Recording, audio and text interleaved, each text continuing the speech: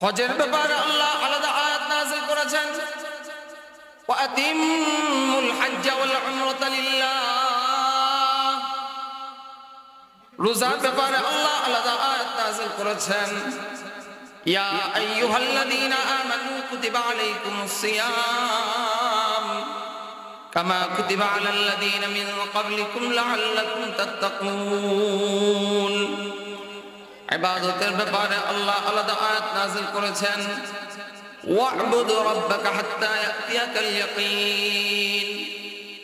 জিকিরের ব্যাপারে আল্লাহ আলাদা আয়াত নাযিল করেছেন, ইয়া আইয়ুহাল্লাযীনা আমানু যকুরুল্লাহা যিকরান কাসীরা ওয়াসাব্বিহুহু বুকরাতাও ওয়া আসীলা। কোরআন তেলাওয়াতের ব্যাপারে আল্লাহ আলাদা আয়াত নাযিল করেছেন, উতলু মা উহিয়া ইলাইকা মিনাল কিতাবি ওয়া আকিমিস সালাহ ফাকরাউ মা তায়াসসারা মিনাল কুরআন। এইভাবে আল্লাহ আলাদা আলাদা স্বতন্ত্র আয়াত নাযিল করেছেন। আমি যে আয়াত কারীমা তেলাওয়াত করেছি, আল্লাহ এই আয়াতের মধ্যে দুইটা নির্দেশ করছেন। যদি ঈমানদার এই দুইটা নির্দেশ ভালো করে পালন করে মানে, তো তার শরীয়তের সমস্ত বিধিবিধানগুলো পালন করা সহজ হয়ে যাবে। শুধু তাই না, সে আল্লাহ তাআলার মুকাররব হয়ে যাবে, আল্লাহর ওলি হয়ে যাবে। তার পাশাপাশি আল্লাহ তাকে জান্নাতের মালিক বানায় দিবে। আর আস্তে কোন সুবহানাল্লাহ। আল্লাহ তাআলা বড় মায়ার সাথে ডাক দিয়া বলেন, ইয়া আইয়ুহাল্লাযীনা আমানুত্তাকুল্লাহ। হে ঈমানদাররা, তোমরা আল্লাহকে ভয় করো।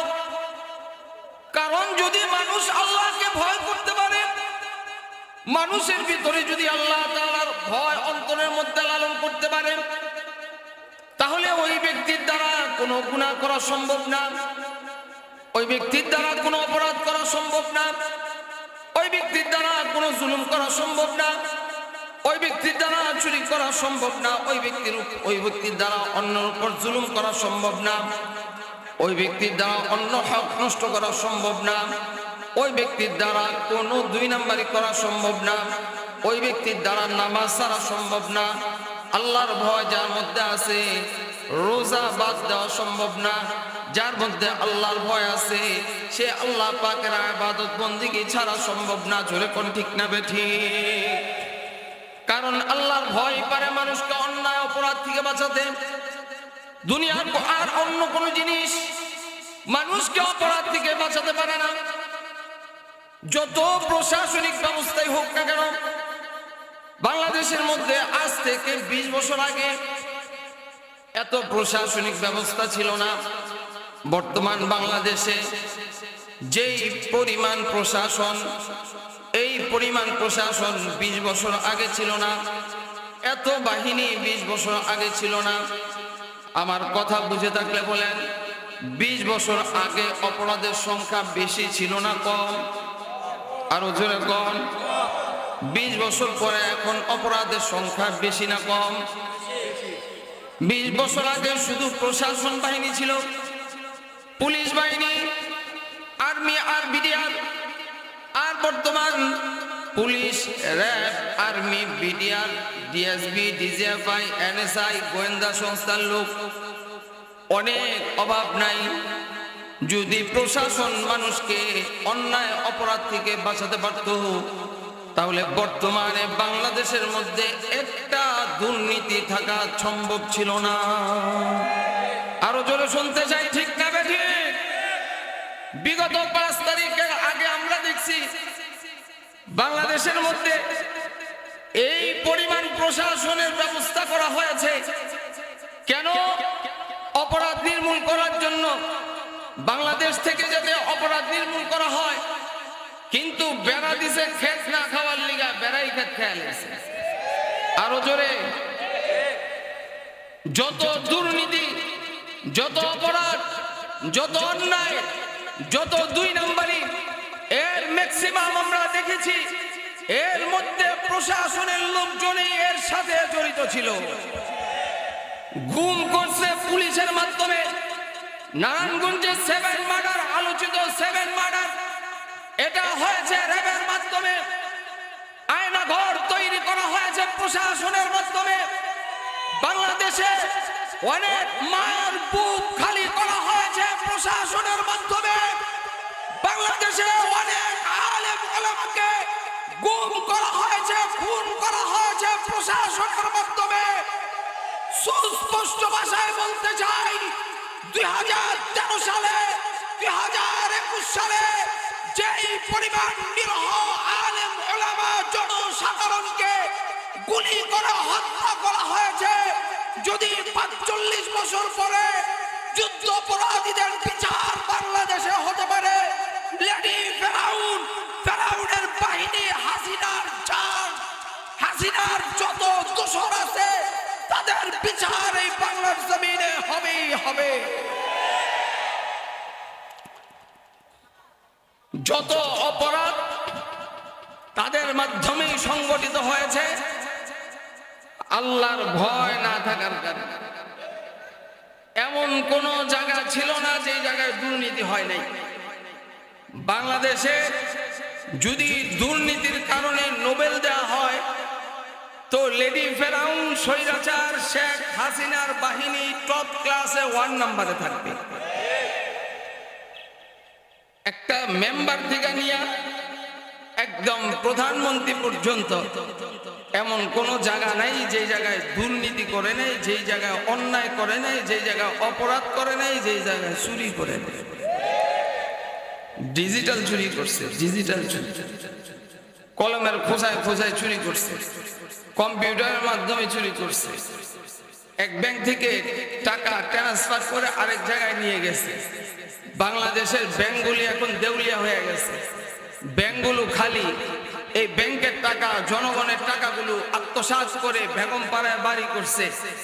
এই চোরগুলা এখন আর বাংলাদেশে নাই, এগুলারা এখন আর বাড়ি চালান দিয়েও খুঁজে পাওয়া যায় না। যদি সত্যিকার অর্থে সৎ হইতো তাহলে বাপের বেটার মতো বুক টান করে থাকতো আর বলতো আমি অপরাধী না। কিন্তু আল্লাহ ছাড় দেয়, ছেড়ে দেয়। জোরে কর, আল্লাহ ছাড় দেয়, ছেড়ে দেয় না। ফেরাউনকে আল্লাহ ছাড় দিছে, ফেরাউনকে ছাড় দিতে দিতে তো ফেরাউনও সুযোগ পাইছে। যেটা কয় ওইটাই দেখে কামে লেগে যায়, হাসিনার মতো। যেটা কয় ওইটাই কামে লাগে, যেটা কয় ওইটাই আইন পাস হয়ে যায়, যেটা কয় ওইটাই সমাজের মধ্যে বাস্তবায়ন হয়ে যায়, যেটা কয় ওইটাই রাষ্ট্রের মধ্যে কায়েম হয়ে যায়। তো ফেরাউন এমন সুযোগ পাইতে পাইতে এক পর্যায়ে ফেরাউন নিজেকে নিজে রব দাবি করছে। নাউজুবিল্লাহ, আসতে কোন ফেরাউন কয় আনা রব্বুকুমুল আ'লা, আমি তোমাদের সবচেয়ে বড় খোদা। আল্লাহ তাআলা ছাড় দিছে, তারপরেও সে আল্লাহ পাকের অবাধ্যতা করছে। এক পর্যায়ে নবী মুসা আলাইহিস সালাতু ওয়াস সালামকে হত্যা করার জন্য রওনা করছে। আল্লাহ তাআলার মনোনীত নবী মুসা আলাইহিস সালাতু ওয়াস সালামকে হত্যা করার জন্য রওনা করছেন। আল্লাহ মুসা নবীকে পার করে দিয়েছেন, সমুদ্র পার করে দিয়েছেন, নীল নদ পার করে দিয়েছেন কুদরতি ভাবে। সমুদ্রের মাঝখান দিয়ে রাস্তা করে দিয়েছে। ফেরাউনও মুসাকে ধরার জন্য রওনা করছে। আল্লাহ যখন দেখছেন সমুদ্রের মাঝখানে আসছে, আল্লাহ আর সময় দেয় নাই, আল্লাহ সুতা টান দিয়েছেন আর সমুদ্রের সমস্ত রাস্তাগুলো পানি হয়ে গেছে, সব একাকার হয়ে গেছে। ফেরাউন যখন ডুবা শুরু করছে, যখন তার মৃত্যু সামনে দেখে, আর সে মনে মনে বলতেছিল আমানতু বিরাব্বি মুসা ওয়া হারুন, আমি মুসা এবং হারুনের রবের উপর ঈমান আনয়ন করলাম। আল্লাহ বলতে দেয় নাই, ফেরেশতাকে বলে তার মুখের মধ্যে কাদা মেরে দাও, তার মুখের মধ্যে কাদা ঢুকায় দিছে। আর আল্লাহ বলেন وقد عصيت قبل وكنت من المفسدين, ইতিপূর্বে জমিনের মধ্যে ফিতনা ফাসাদ করছো, দাঙ্গা হাঙ্গামা সৃষ্টি করছো, আর এখন ঈমান আনয়ন করতে আসছো। এই ঈমান আল্লাহ তাআলার কাছে কাবিলে ইতিবার না। ঠিক লেডেল ফেরাউনের অবস্থা এমন হইছে, আল্লাহ যেভাবে আবাবিল পাখির মাধ্যমে হস্তি বাহিনীকে ধ্বংস করেছে, এই লেডি দুর্নীতিকে বাংলাদেশ থেকে তাড়ানোর জন্য বড় কোনো হাতিয়ার ব্যবহার করা হয় নাই, অস্ত্র ব্যবহার করা হয় নাই। সাধারণ ছোট্ট ছোট্ট বাচ্চারা, স্কুল কলেজের বাচ্চারা তাদের ধাওয়া খাইয়া এই দেশ ছেড়ে ওই দেশে পাড়ি দিতে বাধ্য হয়েছে। আল্লাহ ছাড় দেয়, ছেড়ে দেয় না। আধা ঘন্টা সময় চেয়েছে, কতবার আধা ঘন্টাও সময় নেই। এই জন্য আল্লাহ তাআলা বড় মায়ার সাথে ডাক দিয়া বলেন, ইত্তাকুল্লাহ, তোমরা আল্লাহকে ভয় করো। মানুষের ভিতরে যদি আল্লাহর ভয় থাকে, মানুষ দুর্নীতি করতে পারে না। মানুষের ভিতরে যদি আল্লাহর ভয় থাকে, মানুষ চুরি করতে পারে না। মানুষের ভিতরে যদি আল্লাহর ভয় থাকে, মানুষ টেন্ডারবাজি করতে পারে না। জোরে কোন ঠিক না বেঠিক? আমরা এই দেশে আর টেন্ডারবাজ দেখতে চাই না। জোরে কোন ঠিক না বেঠিক? আমরা এই দেশে আর দুর্নীতিবাজ দেখতে চাই না। আমরা এই দেশে আর চোর ডাকাত দেখতে চাই না। আমরা আগামী সংসদে আল্লামা মুফতি মনির হোসেন কাসিমের মতো যোগ্য আলেম দেখতে চাই।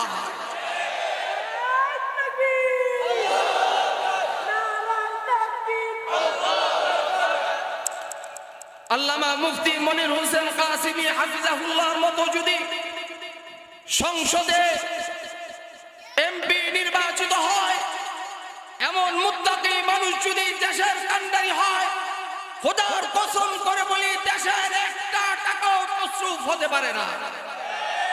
কারণ এই দেশে বিগত সময় যেই সমস্ত আলেমরা পার্লামেন্টে গিয়েছেন, আল্লামা দেলোয়ার হোসেন সাইদি রহমতুল্লাহি আলাইহি পার্লামেন্টে গিয়েছেন, এমপি ছিলেন।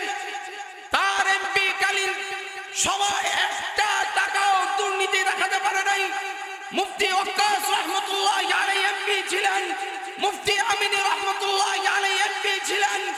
এই সমস্ত আলেম উলামা এমপি থাকা অবস্থায় এক পয়সাও দুর্নীতি দেখাইতে পারে না। তাহলে আলেম উলামারা যদি এই দেশের কান্ডারি হয়, দিনদার নেককার পরহেজগার ভালো মানুষ যদি এই দেশের কান্ডারি হয়, তাহলে মানুষ তার ন্যায্য হক পাবে, না হয় মানুষ তার অধিকার থেকে বঞ্চিত হবে। দেশে যা বরাদ্দ দেয় এই চোর আর বাটপাররা সব আইসেই তাদের আখের গুছানোর চেষ্টা করে। কথা কয় না? আইসেই তাদের আখের গুছানোর চেষ্টা করে। প্রত্যেকেই তার ধান্দা, প্রত্যেকেই তার আখের গুছায়। এই সুন্দর দেশ সোনার বাংলাদেশটাকে, এই দেশটা কিভাবে সুন্দর করে সাজানো যায়, যদি এই দেশটা দুর্নীতি মুক্ত করতে হয়, এই দেশটা যদি সত্যিকার অর্থে সোনার বাংলা করতে হয়, তাহলে ভালো মানুষের বিকল্প নাই। ভালো মানুষ যদি এই দেশে আসে, একটা মেম্বার থেকে নিয়ে একদম প্রধানমন্ত্রী পর্যন্ত প্রত্যেকটা মানুষ, প্রত্যেকটা দায়িত্বশীল যদি ভালো মানুষ হয়, তাহলে আর দুর্নীতি করার মানুষ পাওয়া যাবে না। প্রত্যেকটা মানুষ যদি আল্লাহর ভয় অন্তরের মধ্যে লালন করে, আল্লাহর ভয় অন্তরে লালন করার কারণে মানুষের টাকা নিজের টাকা মনে করে পকেটের মধ্যে ঢুকাইব না। টেন্ডার দিছে, কথার কথা, রাস্তার জন্য তো 1 কোটি টাকা টেন্ডার দিছে, এর মধ্যে দেখা গেছে 50 লাখ টাকা নিজের পকেটে আর 50 লাখ টাকা দিয়ে কাজ করছে। আর রাস্তার মধ্যে রডের পরিবর্তে দিছে বাঁশ। কথা কয়, বিভিন্ন জায়গায় আপনারা দেখেন রডের পরিবর্তে দিছে বাঁশ।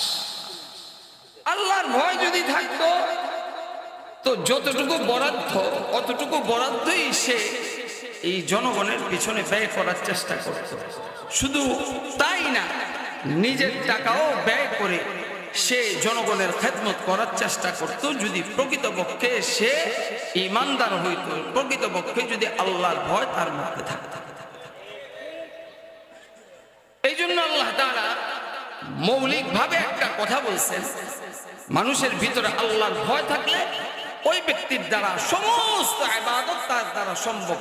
আল্লাহর ভয় থাকলে নামাজ ছাড়বে না, আল্লাহর ভয় থাকলে গুনাহ করবে না, আল্লাহর ভয় থাকলে দুর্নীতি করবে না, আল্লাহর ভয় থাকলে চুরি করবে না, আল্লাহর ভয় থাকলে ছিনতাই করবে না, আল্লাহর ভয় থাকলে রোজা বাদ দিবে না, আল্লাহর ভয় থাকলে আল্লাহ পাকের জিকির করবে, আল্লাহর ভয় থাকলে আল্লাহ পাকের কাছে রোনা জারি করবে, আল্লাহর ভয় থাকলে কোরআন তেলাওয়াত করবে, আল্লাহর ভয় থাকলে ইবাদত বন্দেগীর মধ্যে মশগুল থাকার চেষ্টা করবে। আল্লাহর ভয় থাকলে মানুষ আল্লাহর ওলি হয়ে যায়, আল্লাহর ভয় না থাকলে মানুষ হাইওয়ান আর জানোয়ার হয়ে যায়। লাহুম কুলুবুল লা ইয়াফকাহুনা বিহা ওয়া লাহুম আ'ইনুন লা ইউবসিরুনা বিহা ওয়া লাহুম আযানুন লা ইয়াসমাউনা বিহা উলাইকা কাল আনআমি বাল হুম আযাল। আল্লাহ তাআলা বলেন, যাদের চোখ থাকা সত্ত্বেও দেখে না, কান থাকা সত্ত্বেও শোনে না, অন্তর থাকা সত্ত্বেও অনুধাবন করতে পারে না, শরীয়তের বিষয় আল্লাহ পাকের বিধান এগুলা বোঝে না, অনুধাবন করতে পারে না, আল্লাহ তাআলা বলেন এরা চতুষ্পদ জন্তুর চেয়ে আরো জঘন্য। দেখবেন আল্লাহর ভয় থাকার কারণে সমাজের এইখানে আলহামদুলিল্লাহ সুম্মা আলহামদুলিল্লাহ অনেক যুবক এখানে আছে, বয়স তার 20, 22, 24 বছর, 25 বছর, কিন্তু মাশাআল্লাহ তার সুন্নতি দাড়ি, মাথার মধ্যে তার টুপি, শরীরের মধ্যে সুন্নতি লেবাস। আবার অপর দিক দিয়ে দেখেন সমাজের মধ্যে এমন হাইওয়ান জানোয়ারও আছে, বয়স তার 60 বছর, বয়স তার 50 বছর, এক পা কবরের মধ্যে চলে গেছে, এখনো পর্যন্ত সুদের ব্যবসা ছাড়তে পারে নাই, এখনো পর্যন্ত মিথ্যা কথা ছাড়তে পারে নাই, এখনো পর্যন্ত বিড়ি ছাড়তে পারে নাই, এখনো পর্যন্ত পরনিন্দা ছাড়তে পারে নাই, এখনো পর্যন্ত খারাপ কাজ ছাড়তে পারে নাই। যদি আল্লাহ তাআলার ভয় তার অন্তরের মধ্যে থাকতো তাহলে সে অনেক আগেই নিজেকে নিজে পরিবর্তন করার চেষ্টা করত। আল্লাহ যেভাবে পুরুষকে নির্দেশ করছে ঠিক অনুরূপভাবে আল্লাহ নারীকেও নির্দেশ করছে। পুরুষ যেমন আল্লাহকে ভয় করবে, নারীও তেমন আল্লাহকে ভয় করবে। পুরুষ যেমন মুত্তাকি হবে, নারীও এমন মুত্তাকিয়া হবে। পুরুষ যেমন নামাজি হবে, নারীও এমন নামাজি হবে। পুরুষ যেমন জিকির করনেওয়ালা হবে, নারীও এমন জিকির করনেওয়ালি হবে। পুরুষ যেমন কোরআন তেলাওয়াত করনেওয়ালা হবে, নারীও এমন কোরআন তেলাওয়াত করনেওয়ালি হবে। কারণ নারীটা যদি ভালো হয় একটা আদর্শ মা, একটা আদর্শ সমাজ উপহার দিতে পারে। কারণ এই মার ঘরে যে সন্তান হবে, আদর্শ মার ঘরে যে সন্তান হবে, এই সন্তানটা অবশ্যই ভালো হবে। নেককার মার ঘরে অবশ্যই নেককার সন্তান হবে। মা যদি ভালো হয় সন্তান অবশ্যই ভালো হবে। আম গাছে আম হয়, আম গাছে জাম হয় না, ধরে কোন ঠিক নেবে ঠিক। ভালো মার ঘরে, নেককার মার ঘরে অবশ্যই নেককার সন্তান হয়।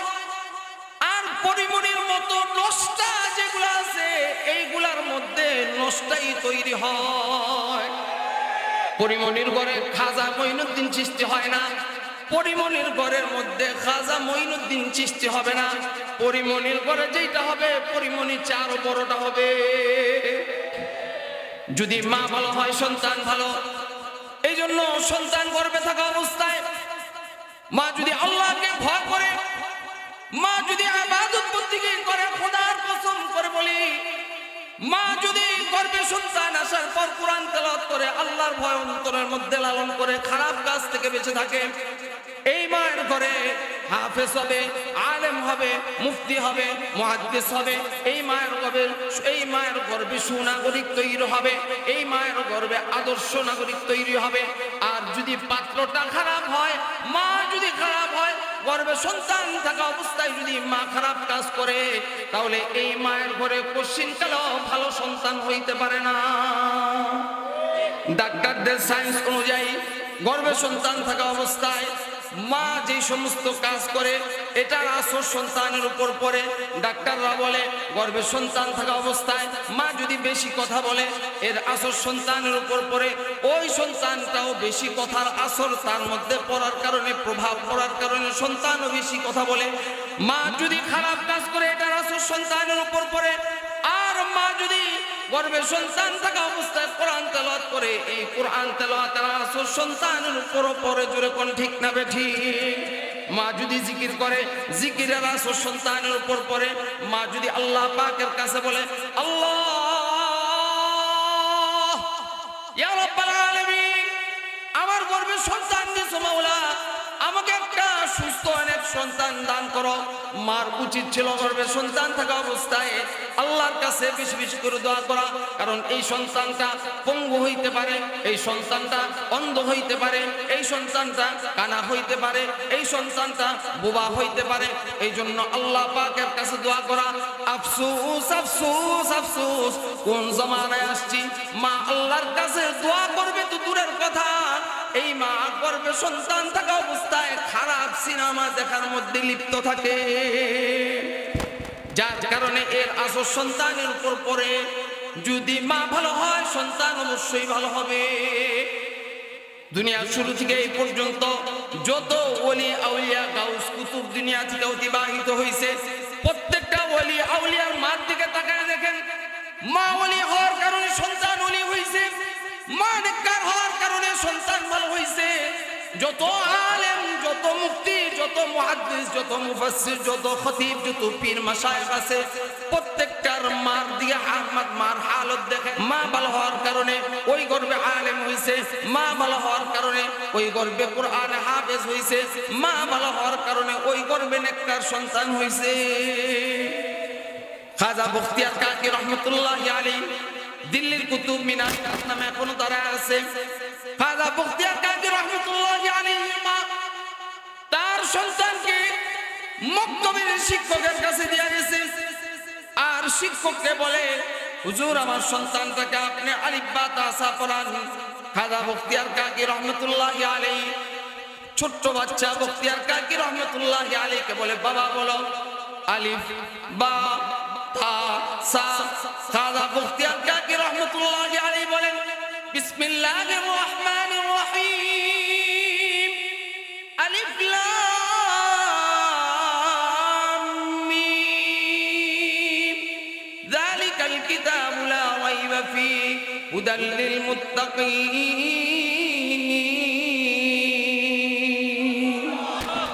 খাজা বখতিয়ার কাকি রহমতুল্লাহি আলাইহি সূরা বাকারা থেকে তেলাওয়াত করা শুরু করছেন। 1 পারা, 2 পারা, 3 পারা, 4 পারা, ধারাবাহিকভাবে এইভাবে 15 পারা পর্যন্ত মুখস্থ শুনায় দিছে। খাজা বখতিয়ার কাকি রহমতুল্লাহি আলাইহির মা তার সন্তানের তার মার কাছে গিয়ে বলে, খাজা বখতিয়ার কাকি রহমতুল্লাহি আলাইহির উস্তাদ তার মার কাছে গিয়ে বলে, মা আপনার সন্তানকে আমার কাছে আলিফ বা তাসা পড়ানোর জন্য পাঠাইলেন, কিন্তু আপনার সন্তান সূরা বাকারা থেকে নিয়ে ধারাবাহিকভাবে 15 পারা পর্যন্ত শুনায় দিছে। ও মা, এটা কিভাবে সম্ভব হলো? তখন বখতিয়ার কাকি রহমতুল্লাহি আলাইহি বলেন, আমার সন্তান গর্ভে আসার পর আমি যখনই সময় পাইছি তখনই মাওলাই পাকের কোরআন তেলাওয়াত করছি। ও মা, পর্দার আড়ালের মা বোনরা, যাদের গর্ভে সন্তান আছে কোরআন পড়তে পারেন না, তো আল্লাহ পাকের জিকির করেন। আল্লাহ আল্লাহ আল্লাহ আল্লাহ আল্লাহ আল্লাহ আল্লাহ।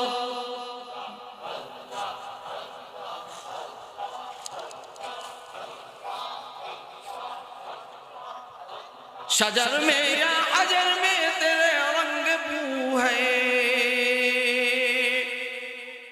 शजर में या अजर में तेरे रंग बू है, जिधर चाहता हूँ मैं इधर तू है, जिधर चाहता हूँ मैं इधर तू है। तो खुदावंद यमीनी, तो खुदावंद शिमाली, तो खुदावंद यमीनी, शिमाली, तो खुदावंद समावी, तो खुदावंद अरादी, तो खुदावंद समावी, तो खुदावंद अरादी, तो खुदा मालिक फिरदौस, खुदा खालिक तूना, तो खुदा मालिक फिरदौस, खुदा खालिक तूना, तो गुनाहगार के रहमान, नाफरमान के सत्तार, तू गुनाहगार के रहमान, नाफरमान के सत्तार। जोरे कोन আল্লাহু আকবার। আমাদের মালিককে জবানটা খুলে বলেন মালিককে।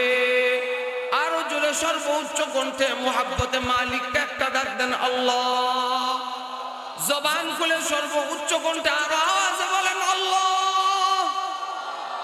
যদি মা গর্ভে ভাবে সন্তান থাকা অবস্থা আল্লাহকে ডাকে, এর আসর সন্তানের উপর পড়বে। খাজা বখতিয়ার কাকি রহমতুল্লাহি আলাইহির মা বলেন, আমার সন্তান গর্ভে থাকা অবস্থা আমি যখনই সুযোগ পাইতাম তখনই কোরআনে পাকের তেলাওয়াত করতাম। আমার সন্তান যখন ভূমিষ্ঠ হয়েছে আমি দুধ পান করাইতাম, তখন আমার সন্তানকে দুধ পান করানো অবস্থা আমি কোরআন তেলাওয়াত করতাম। জোরে কোন আল্লাহু আকবার। আমার সন্তান যখন বড় হয়েছে আমি ঘরের কাজ করতাম, তো আমার সন্তান সামনে থাকা অবস্থা আমি কোরআন তেলাওয়াত করতাম। হয়তোবা আমার সন্তান এভাবে শুনতে শুনতে 15 পারা পর্যন্ত কোরআনের হাফেজ হয়ে গেছে। জোরে কোন সুবহানাল্লাহ। এই জন্য মা ভালো তো সন্তান ভালো, মা খারাপ তো সন্তান খারাপ। যেইভাবে পুরুষের মধ্যে আল্লাহর ভয় থাকবে এইভাবে নারী আল্লাহকে ভয় করবে। পুরুষ যেমন নামাজি হবে নারী এমন নামাজি হবে, পুরুষ যেমন মুত্তাকি হবে নারী এমন মুত্তাকি হবে। এখন বর্তমান পরিস্থিতির এমন অবস্থা, পুরুষ যা অন্যায় করে পুরুষের সাথে তালে তাল মিলাইয়া নারীও এর চাইতে আরো অগ্রসর হওয়ার চেষ্টা করে। আরো আস্তে কর, জোরে কর, ঠিক না ঠিক? আমরা যুবকদেরকে বুঝাই তোমরা ইফটিজিং করো না, তোমরা পর্দা মোতাবেক চলো।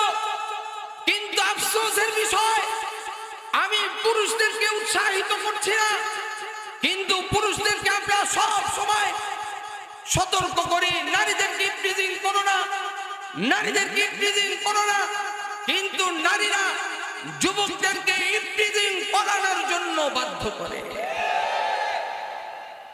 একটা মা সুন্দর করে ভাইজা বাংলাদেশের টপ ক্লাসের একজন বক্তা আইনা দাওয়াত দিয়া বিলাইরে যদি ওয়াজ করেন সামনে রেখা, বিলাই তুমি বাজা মাছ খাইও না,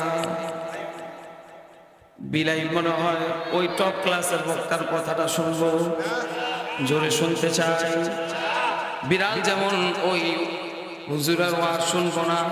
আমরা যতই ওয়াজ করি না কেন, নারী সমাজ যদি ভালো না হয়, নারীরা যদি পর্দা মোতাবেক না চলে, তাহলে আমাদের এই যুব সমাজকেও ঠিক করা সম্ভব না।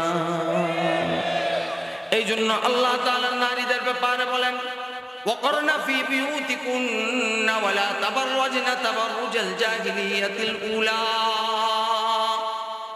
হে নারীরা, তোমরা ঘরের মধ্যে থাকো, পর্দা মোতাবেক চলো। তোমরা আইয়ামে জাহিলিয়াতের মতো তোমাদের সৌন্দর্য প্রদর্শন কইরো না। আফসোস আফসোস আফসোস, কোন জমানায় আসছি, যেই জমানায় নারীদের চলাফেরা দেখলে শয়তানেও হাসে, অর্ধ উলঙ্গ হয়ে বাইর হয়, শরীরে কি আছে না আছে সব পুরুষের সামনে প্রদর্শন করে দেয়। পুরুষ না তাকাইলে, না তাকাতে চাইলেও তাকে তাকানোর জন্য বাধ্য করে। আপনাদের এলাকার নারীরা মনে হয় মাশাআল্লাহ সব রাবিয়া বসরি, জোরে কর, সব মনে হয় মাশাআল্লাহ পর্দা কইরা চলে, জোরে কর। সব জায়গার মধ্যে এমন এই অবস্থা। এখন এই অবস্থা গ্রাম বলেন শহর বলেন সব জায়গার হালতই এমন। আর এখন বর্তমানে টিকটক নামে এক গজব বাইর হইছে। এই গজবের মধ্যে নারীর চেয়ে পুরুষের চেয়ে নারীর সংখ্যাই বেশি। গোসল করতে যায় তো বড় বেহায়া করে, বেহায়া গোসল করতে যায়, এইটাও টিকটক বানায় পুরুষে দেখায়। আরে জোরে কর আগে, ছটা গুতাইতেছে, এটারও টিকটক বানায় দেয়। মানে নিজের সৌন্দর্য দেখানোর জন্য এখন একটা হিরিক লাগছে।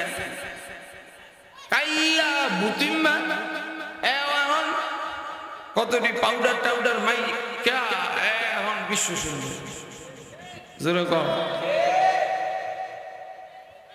মানে সৌন্দর্যের এক প্রতিযোগিতা, এখন বেহায়ার এক প্রতিযোগিতা চলতেছে। যেমন আল্লাহ তাআলা এগুলারে জাহান্নামের আগুনের লাকড়ি বানায়, নাউজুবিল্লাহ। আল্লাহ আমাদেরকে হেফাজত করেন, বলেন আমিন।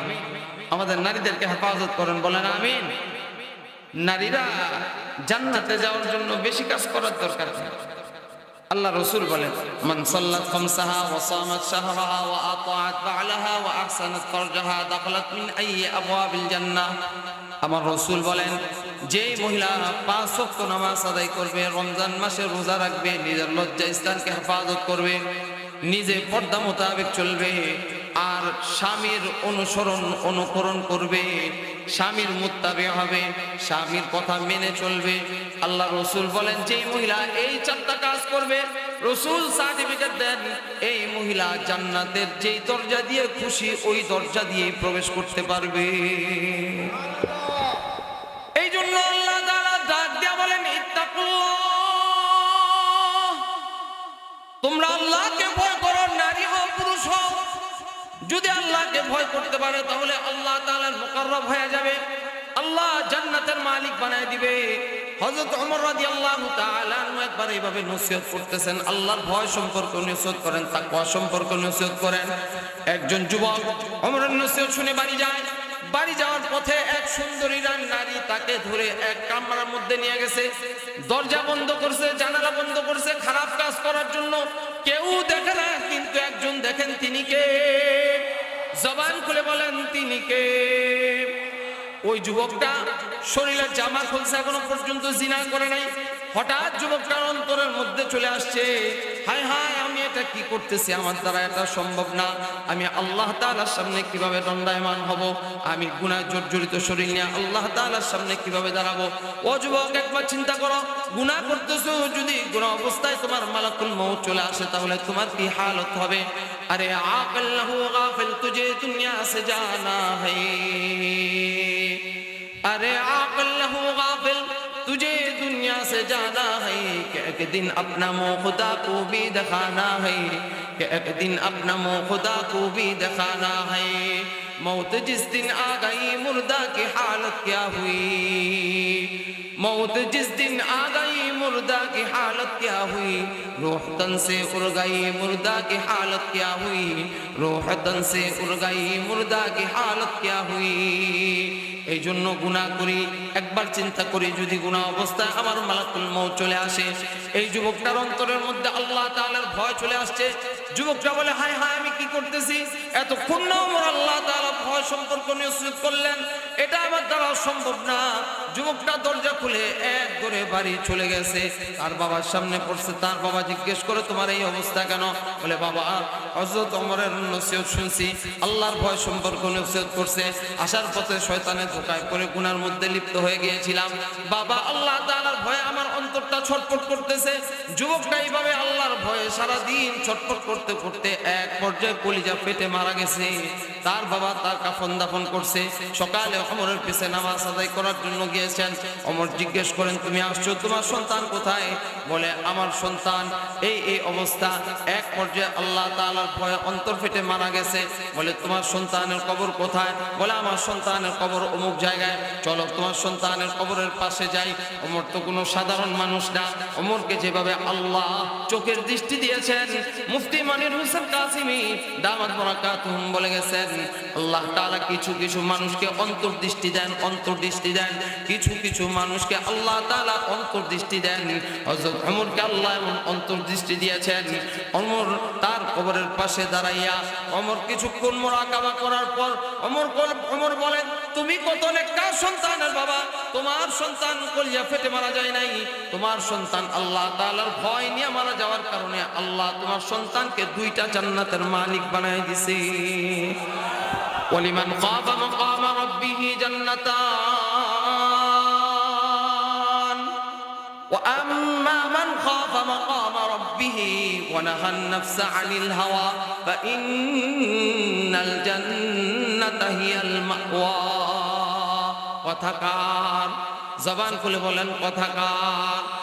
আল্লাহ তাআলা বলেন, যে ব্যক্তি আল্লাহ তাআলার সামনে দণ্ডায়মান হওয়ার ব্যাপারে ভয় রাখে আর গুনাহ থেকে বেঁচে থাকে, আল্লাহর ভয় অন্তরের মধ্যে লালন করে, আল্লাহ ওই ব্যক্তিকে 2টা জান্নাতের মালিক বানায় দিবে। চিৎকার করে বলেন সুবহানাল্লাহ।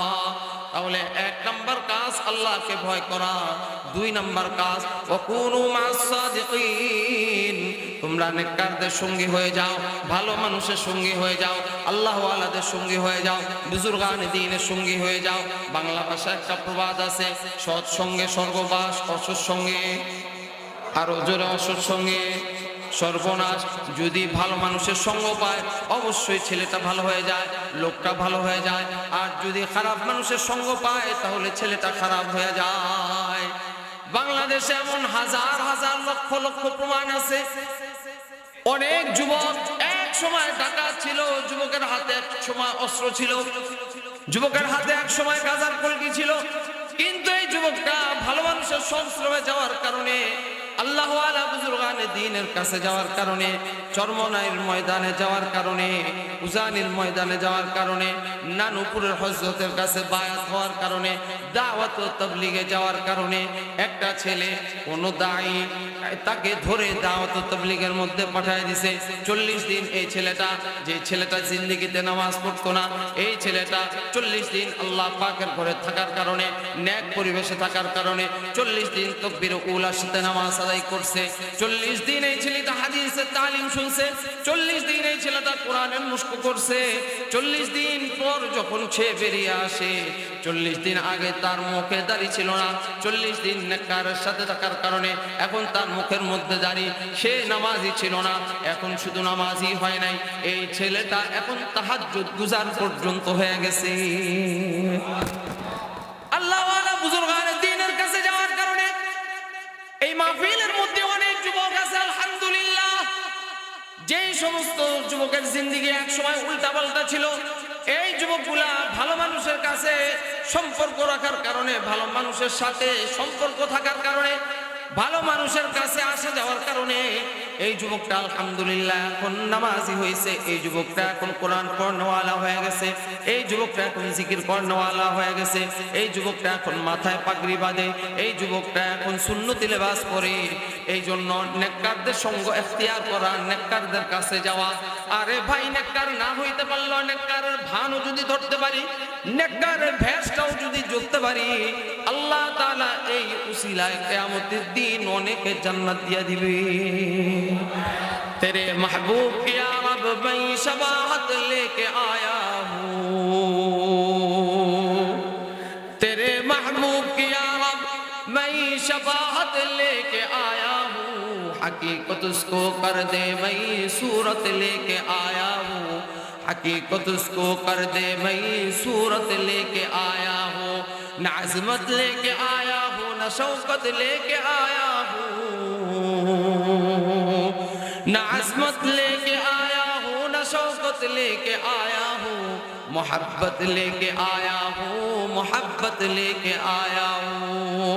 अल्लाह कैसे क्या बोलते पारो, अल्लाह नबी देखी नहीं, सहाबी देखी नहीं, ताबिई देखी नहीं, ताबिईन देखी नहीं, आइम्मा मुज्तहिदीन देखी नहीं, अल्लाह আপনার নামে নবীদেরকে দেখছি, হক্কানি রব্বানি আলেমদেরকে দেখছি, আল্লাহ আলেম উলামাদের মুখে শুনছি এই যে ভেষটা, এই ভেষটা আপনার নবীর ভেষ, এই সূরতটা আপনার নবীর সূরত। আল্লাহ আমি হাকিকতে ঈমানদার হইতে পারি নাই, আমি হাকিকতে নেককার হইতে পারি নাই। আল্লাহ নেককারের সূরত ধইরা আইছি, আল্লাহ এই সূরতটার হাকিকত বানায়া দেন। আল্লাহ তাআলা ওই নেককারের বেশ ধরার কারণে, নেককারের সাথে মহব্বত রাখার কারণে, নেককারকে ভালোবাসার কারণে, নেককারের সংস্রবে থাকার কারণে আমার রাসূল বলেন আল মারউ মা মান আহাব্বা, যার সাথে যার মহব্বত তার সাথে তার কিয়ামত। আলেম উলামার সাথে মহব্বত থাকার কারণে, আল্লাহ ওয়ালা বুজুর্গানে দ্বীন হক্কানি পীর মাশায়েখের সাথে মহব্বত থাকার কারণে, হক্কানি পীর মাশায়েখের সাথে মহব্বত রাখছি, তাদের সাথে সম্পর্ক রাখছি, কিয়ামতের দিন আল্লাহ তাদেরকে জান্নাত দান করবেন। আমার রাসূলের কথা তাদের সাথে মহব্বত রাখার কারণে আল্লাহ আমাদেরকেও জান্নাতের মালিক বানায় দিবে। আরো জোরে কোন সুবহানাল্লাহ। এই জন্য আল্লাহ তাআলা 2 নম্বর নির্দেশ, ওয়াকুনু মা'আস সাদিকিন, ওয়াকুনু মা'আস সাদিকিন, ওয়াকুনু মা'আস সাদিকিন। তোমরা নেককারদের সঙ্গী হয়ে যাও, ভালো মানুষের সঙ্গী হয়ে যাও, আল্লাহ ওয়ালা বুজুর্গানে দ্বীনের সঙ্গী হয়ে যাও। কিন্তু অনেক মানুষ আছে আলেম ওলামা দেখতে পারে না, নেককার মানুষ দেখতে পারে না, মুসলমানের সন্তান। মনে রাখবেন, যেই ব্যক্তি নেককারকে দেখতে পারে না, যেই ব্যক্তি আলেমকে দেখতে পারে না, যেই ব্যক্তি আলেমের বিসর্জন করে, যেই ব্যক্তি ইসলামের বিসর্জন করে, মনে রাখতে হবে সে মুসলমানের ঘরে জন্মগ্রহণ করলেও প্রকৃতপক্ষে সে মুসলমান না। আরো জোরে শুনতে চাই, ঠিক না বেঠিক?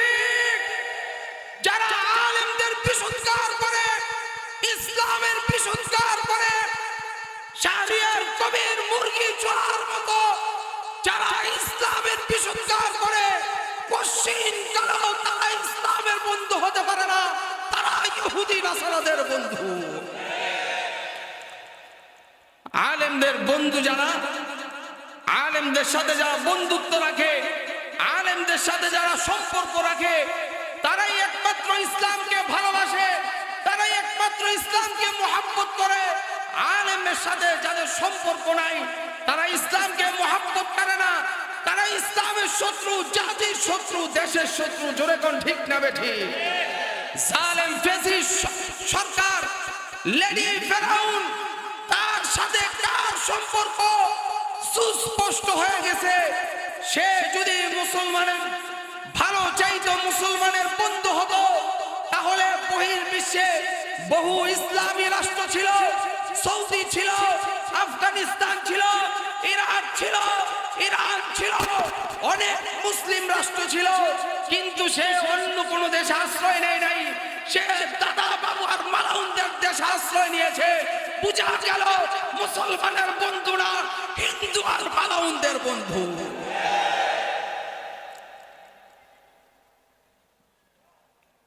আরবিতে একটা প্রবাদ আছে, কুল্লু শাইইন ইয়াতারাশাহ, সব ইলা আসলিহি, সব জিনিস তার মূলের দিকেই যায়।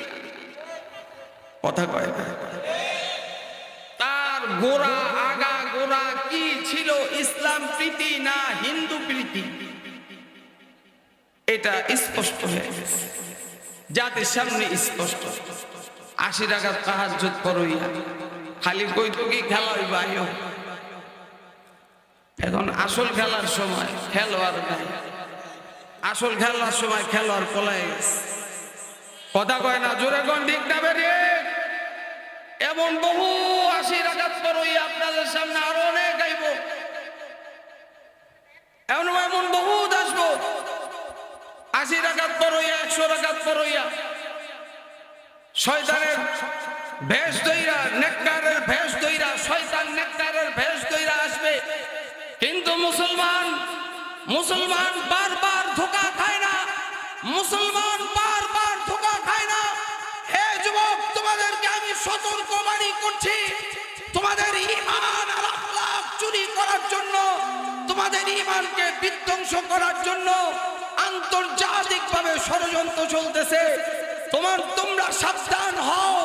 আগামীর বাংলাদেশ হবে কোরআনের বাংলাদেশ, কোরআনের বাংলাদেশ।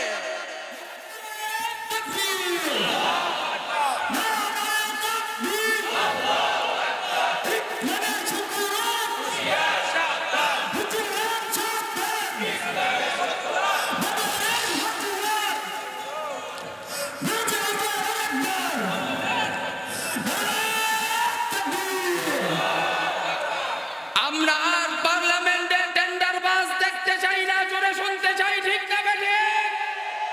আমরা আর পার্লামেন্টে খুনিদেরকে দেখতে চাই না, আমরা আর পার্লামেন্টে দুর্নীতিবাজদেরকে দেখতে চাই না, আমরা আগামীর পার্লামেন্টে আলেম ওলামাদেরকে দেখতে চাই।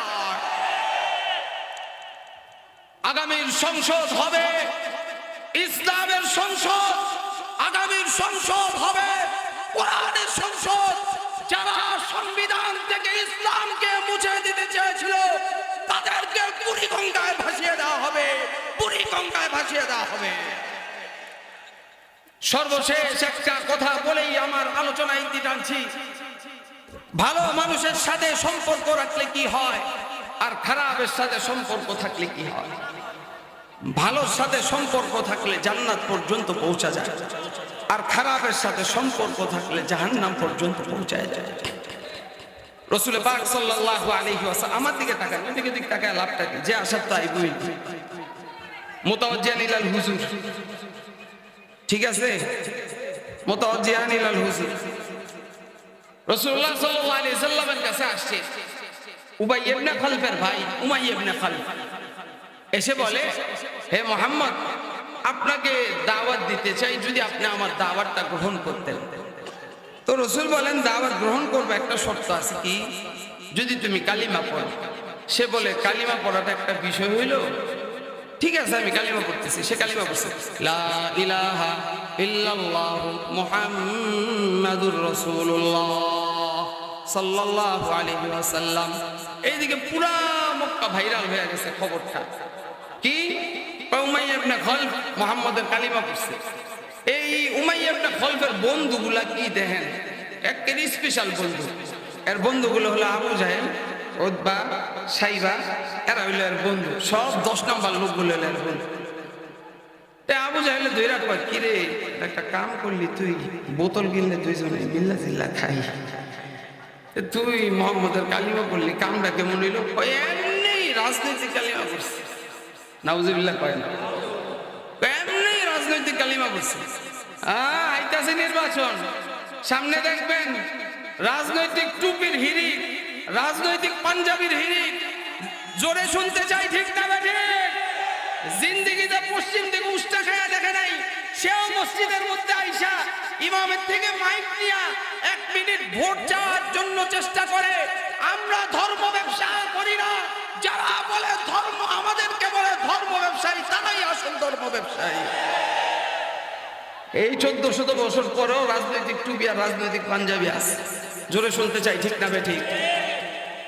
সারা জিন্দিগি হুজুর খালি পাশ দেওয়ার চেষ্টা করছে। এখন কত হুজুর লোকে পিরিত, কত মহব্বত হুজুর লোকে, মানে বুঝায় হুজুর আপনার খুব মহব্বত করি।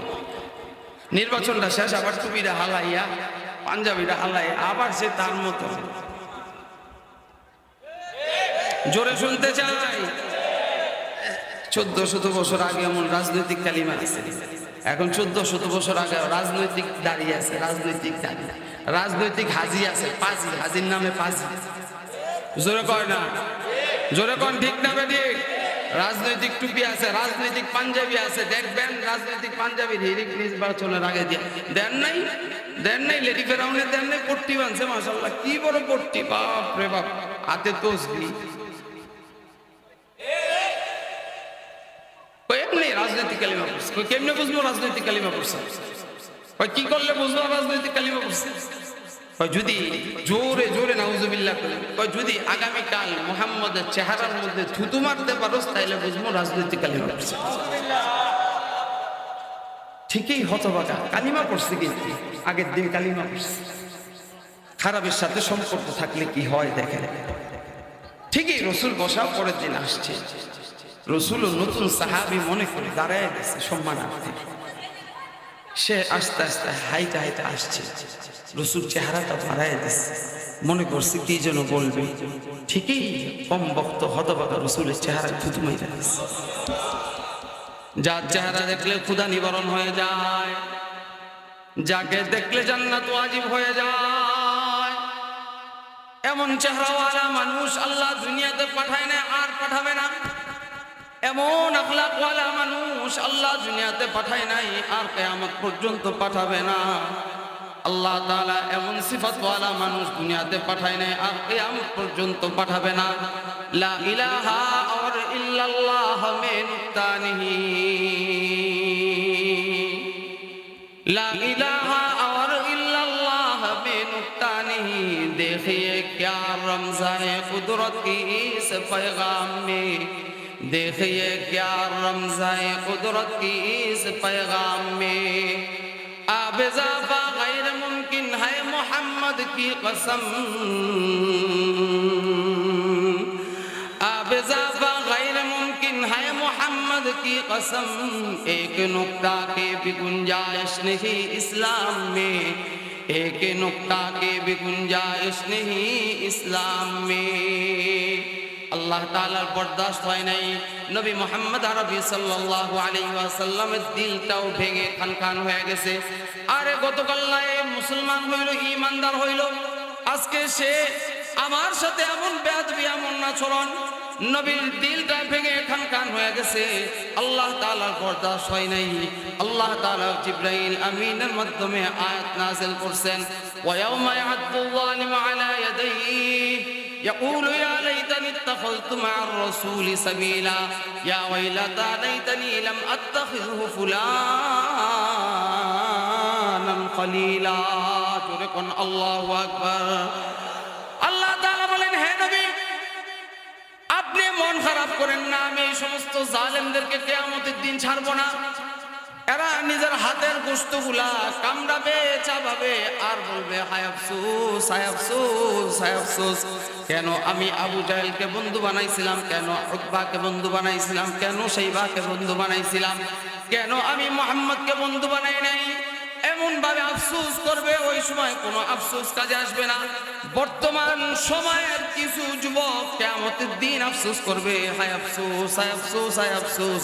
কেন আলেম ওলামাকে বন্ধু বানাইলাম না, কেন অমুককে বন্ধু বানাইছিলাম, কেন অমুক লিডারকে বন্ধু বানাইছিলাম, কেন অমুক লিডারের কথা শুই না, কেন আমি আলেমরে কষ্ট দিছিলাম, কেন আলেমকে আমি জেলের মধ্যে আবদ্ধ করছিলাম। খোদার কসম করে বলি, ওই সময় আফসোস করবে, এই আফসোস তাদের কোনো কাজে আসবে না। বাংলাদেশের জীবন দশায়ও তারা আফসোস করবে, যারা পরিমণির মতো নষ্টা ভোস্তাদেরকে জামাই আদরের মধ্যে রাখে, আর হক্কানি রব্বানি মুফতি মনির হোসেন কাসিমি হাফিজাহুল্লাহর মতো হক্কানি আলেমদের হাতের মধ্যে রশি বেঁধে আল্লামা মামুনুল হকের মতো আলেমদেরকে পায়ের মধ্যে বেড়ি বেঁধে টানছে। খোদার কসম করে বলি, তোমাদের বিচার এই বাংলার জমিনে একদিন না একদিন হবেই হবে। তোমাদের বিচার এই বাংলার জমিনেই হবে। Wait and see. তোমরা মনে করতেছ তোমরা আবার ক্ষমতায় আসবা, তোমরা বোকার স্বর্গে বসবাস করো। যতই প্ল্যান করো, plan A, plan B, plan C, একটার পর একটা প্ল্যান করেই যাচ্ছে। মনে মনে দুধ কলা খেতে পারো, এবার তো পলায়ন করার জায়গা পেয়েছ। যদি আবার বাংলাদেশ নিয়ে ষড়যন্ত্র করো, তোমাদের কবর রচনা করা হবে, কবর রচনা করা হবে।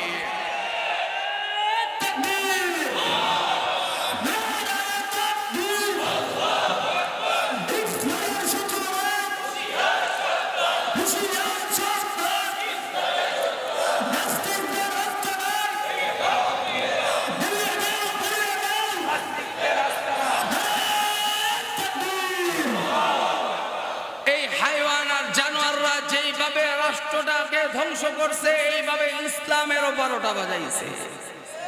আস্তে কয়, জোরে কোন ঠিক না বেঠিক? যেভাবে রাষ্ট্রের 12টা বাজিয়েছে, ঠিক এভাবে ইসলামেরও 12টা বাজিয়েছে। শিক্ষা নীতিকে ধ্বংস করতে করতে বর্তমান যে শিক্ষা নীতি আছে, এই শিক্ষা নীতি অনুযায়ী যদি কোনো মুসলমানের সন্তান পড়াশোনা করে, ইসলাম সম্পর্কে তার কোনো আইডিয়া থাকবে না, নামে মুসলমান থাকবে, কিন্তু মুসলমান সন্তান নাস্তিক আর মুরতাদ হবে।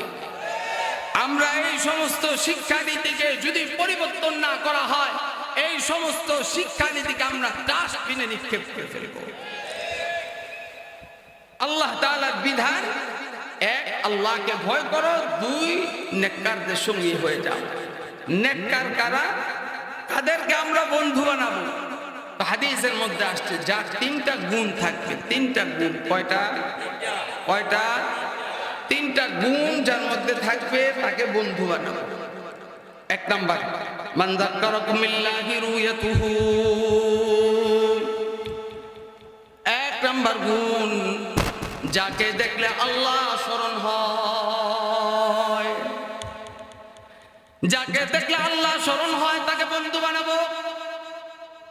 চরমনাইয়ের ময়দানে গিয়ে দেখেন, আল্লাহওয়ালা বুজুর্গানে দ্বীনদেরকে দিয়ে দেখেন। চরমনাইয়ের মরহুম পীর সাহেব রহমতুল্লাহি আলাইহিকে দেখছি, এত সাদামাটা ছিলেন। এই আল্লাহর ওলির বুজুর্গের চেহারা দেখেই অনেক মানুষ তার হাতে বায়াত হয়ে গেছে, আর কোনো তার নসিহত করতে হয় নাই। মান যাক্কারাকুম বিল্লাহি রুয়াতুহু, যাকে দেখলে আল্লাহ স্মরণ হয়। আল্লামা আজিজুল হক রহমতুল্লাহি আলাইহি, তাকে দেখলে আল্লাহ স্মরণ হইতো। আল্লামা আমিনী রহমতুল্লাহি আলাইহি, তাকে দেখলে আল্লাহ স্মরণ হইতো। শাইখুল ইসলাম আল্লামা আহমদ শফি রহমতুল্লাহি আলাইহি, এক নজর চেহারাটা দেখার জন্য হাজার হাজার লক্ষ লক্ষ মানুষ অপেক্ষা করত। নিঃসন্দেহে মানুষ চেহারা দেখলেই মনে করত এটা আল্লাহর ওলি। জোরে কোন ঠিক না বেঠিক? যাক্কারুকুম বিল্লাহি রুয়াতুহু, যাকে দেখলে আল্লাহ স্মরণ হয়, চেহারা দেখলেই বোঝা যায় কোনটা ভালো মানুষ, কোনটা নেককার আর কোনটা বাটপার চেহারা। কে 80 রাকাত পড়িয়া আর কে 2 রাকাত পড়িয়া হাকিকতে মুসলমান, কে হাকিকতে ইমানদার, কে চেহারা দেখলেই সেটা অনুধাবন করা যায়। জোরে কোন ঠিক না বেঠিক? তাহলে 1 নাম্বার গুণ যাক্কারুকুম বিল্লাহি রুয়াতুহু, যাকে দেখলে আল্লাহ স্মরণ হয়। 2 নাম্বার ওয়াজাদা ফি ইলমিকুম মানতিকুহু, যাকে যার কথা শুনলে ইলম বাড়ে, যার কথা শুনলে ইলম বাড়ে। 3 নাম্বার ওয়াযাক্কারুকুম বিল আখিরাতি আমালুহু, যার আমল দেখলে আখিরাত স্মরণ হয়, যার আমল দেখলে, যার সেজদা দেখলে, যার রুকু দেখলে, যার রোনাজারি দেখলে, যার কান্নাকাটি দেখলে, যার তাসবিহ তাহলিল দেখলে আখিরাত স্মরণ হয়। হাদিসের মধ্যে আছে এই 3 গুণ যার মধ্যে থাকবে তাকে বন্ধু বানাও। আল্লাহ তাআলা আমাদের সকলকে এই 2টা কথার উপর আমল করার তৌফিক দান করেন। 1 নাম্বার আল্লাহকে ভয় করা, 2 নাম্বার নেককারদের সঙ্গী হয়ে যাওয়া। আর নেককার কারা? 3 গুণ যার মধ্যে থাকবে মনে করবো নেককার। 1 নাম্বার যারে দেখলে আল্লাহ স্মরণ হয়, 2 নাম্বার যার কথা শুনলে ইলম বাড়ে, 3 নাম্বার যার আমল দেখলে আখিরাত স্মরণ হয়। আল্লাহ আমাদের সকলকে বুঝার আমল করার তৌফিক দান করেন। আমিন। ওয়া আখিরু দাওয়ানা আলহামদুলিল্লাহি রাব্বিল আলামিন।